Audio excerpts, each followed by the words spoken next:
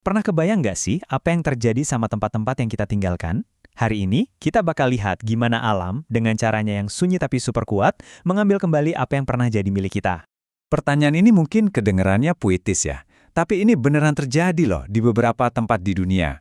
Ini pertanyaan inti yang bakal kita bedah bareng-bareng, melihat kekuatan alam yang nggak bisa dihentikan begitu manusia pergi. Jadi, kita bakal jalan-jalan ke dua lokasi yang, kontras banget. Pertama, kita ke Kolmenskop di Namibia, kota yang dulu gemerlap karena berlian. Terus yang kedua, kita ke Pripyat di Ukraina, kota modern yang seolah membeku karena bencana Chernobyl. Satu ditelan pasir, satunya lagi direbut hutan. Dua-duanya punya cerita yang sama, tapi dengan akhir yang sangat berbeda. Oke, kita mulai dari cerita yang pertama ya.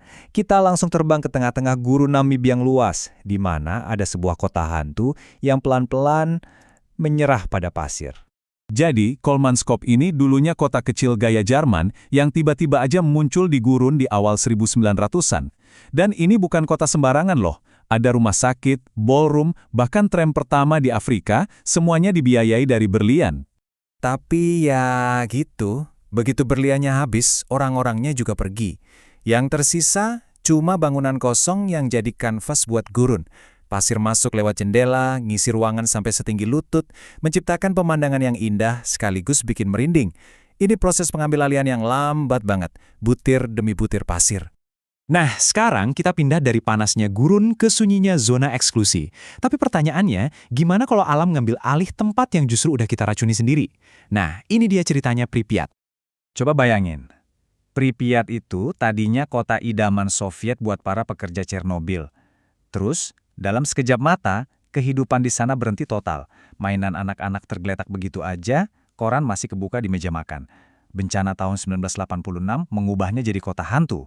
Sekarang, tanpa manusia, pohon-pohon malah tumbuh nembus aspal dan hewan liar jadi penguasa jalanan. Dan disinilah ironi yang paling luar biasa. Zona eksklusi ini malah jadi salah satu suaka marga satwa paling sukses di Eropa. Gila kan? Justru karena nggak ada manusia, meskipun karena radiasi, serigala, beruang, bahkan kuda liar langka bisa berkembang biak dengan bebas. Mereka menciptakan ekosistem baru yang unik dan tangguh.